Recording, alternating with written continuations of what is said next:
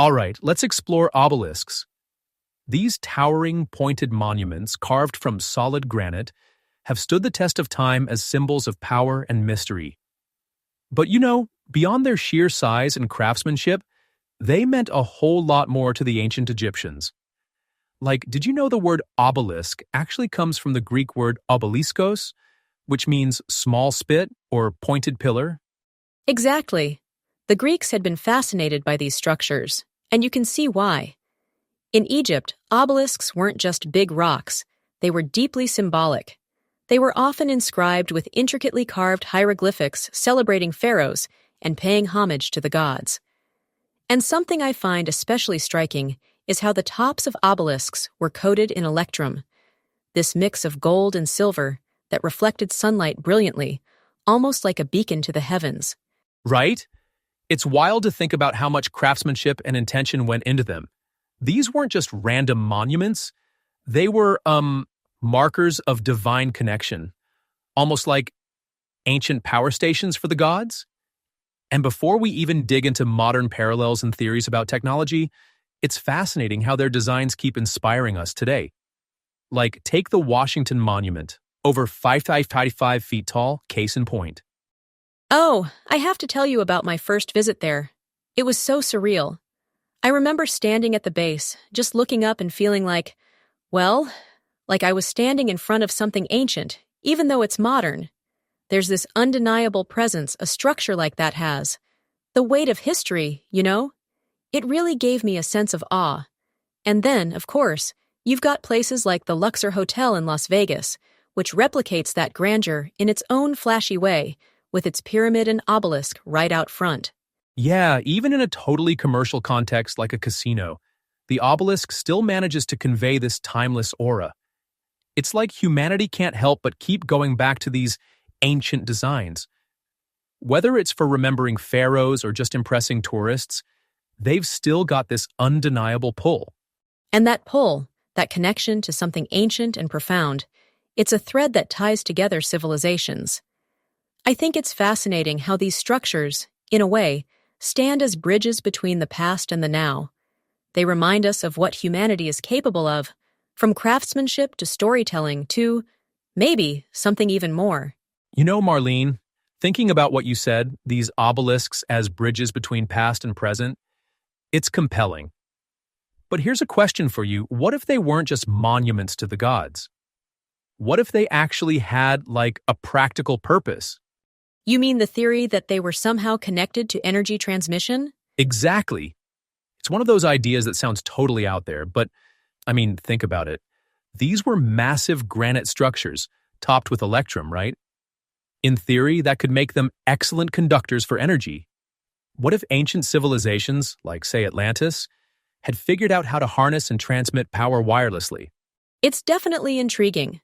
Some people propose that these ancient societies may have had access to technologies we can't even begin to understand today.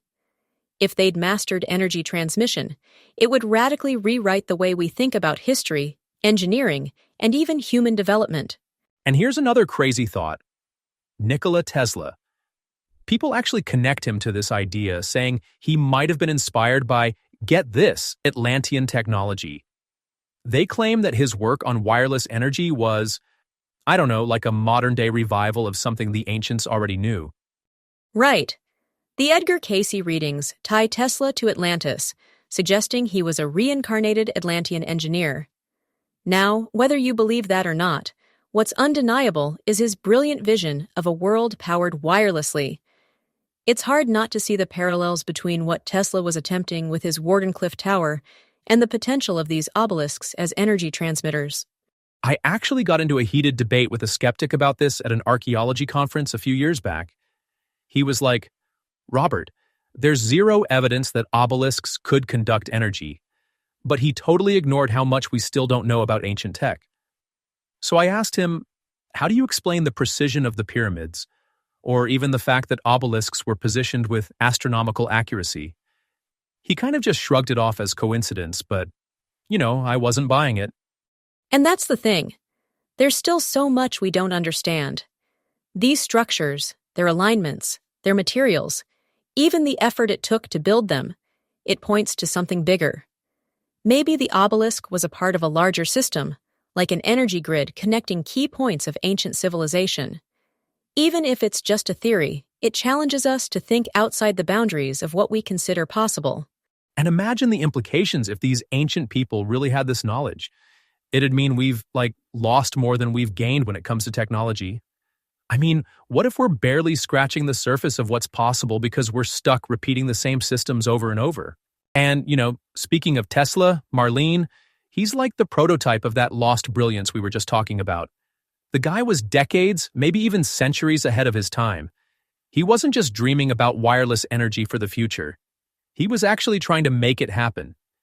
Imagine a world with no wires, no power lines, just clean, limitless energy transmitted through the air. It's wild, right? But maybe, just maybe, he was tapping into something ancient. Something that civilizations like Atlantis might have mastered long before us. It really does. Tesla's work was groundbreaking for his time, and it's incredible to think he patented designs for wireless energy way back in 1900. He believed in a global system of energy transmission, and his Wardenclyffe Tower was supposed to prove it could work. Imagine that. A giant obelisk-like structure designed to revolutionize how humanity consumes energy. And here's the kicker. The top of Wardenclyffe Tower with its copper dome reminds me of the electrum-coated tips of ancient obelisks. I mean, tell me that's not an interesting parallel? People were like, oh, Tesla was just eccentric, but honestly, I think he was onto something ancient even. It's a theory worth considering. Some researchers connect Tesla's vision to the idea of an ancient energy grid, like what we've talked about with the obelisks. If Tesla was tapping into knowledge humanity lost over millennia, it would explain why his ideas felt so ahead of their time. But sadly, his work wasn't financially viable in the eyes of the industrialists. Yeah, J.P. Morgan pulled the plug on Wardenclyffe because he couldn't figure out how to make a profit on free energy. Classic, right? The tower ended up being scrapped and Tesla's dream faded. But it really makes you wonder, what if we'd given his ideas a chance? How different would the world look now? It's a big what if. Tesla was so far ahead of his time that it's hard not to think about what could have been. And then there's the Supreme Court's decision in 1943, posthumously restoring Tesla's patents and discrediting Marconi for the invention of the radio. Even after his death, Tesla's genius couldn't be ignored, though his wireless energy dream remained unfulfilled. Exactly. And here we are today, finally using wireless technology. I mean, Wi-Fi, satellites, it's not exactly clean, limitless energy, but it feels like a tiny echo of what Tesla envisioned. And isn't it weird how we take it all for granted? Like, this guy was ridiculed for dreaming of wire-free transmission, and now we can't imagine life without it. It really puts things into perspective. Tesla's work reminds us to never underestimate the power of visionaries, and maybe, just maybe, to stay open to the idea that our ancestors might have been visionaries too. Whether it's the obelisks of ancient Egypt or Wardenclyffe Tower, there's this thread of innovation, creativity, and daring imagination that connects them all. That's what I love about these stories. They span centuries, even millennia, yet they still challenge us to think differently, to dream bigger. And maybe, if nothing else, they remind us that the past isn't just behind us. It's part of who we are and where we're going. Exactly. And on that note, I think that's a perfect place to wrap up. You've got Tesla, obelisks, and a whole lot of big questions to think about. It's been amazing diving into these connections today. Totally. Thanks to everyone for joining us on this wild ride through history, technology, and the mysteries of ancient civilizations. Until next time, keep exploring, stay curious, and we'll see you back here on Moo the Motherland.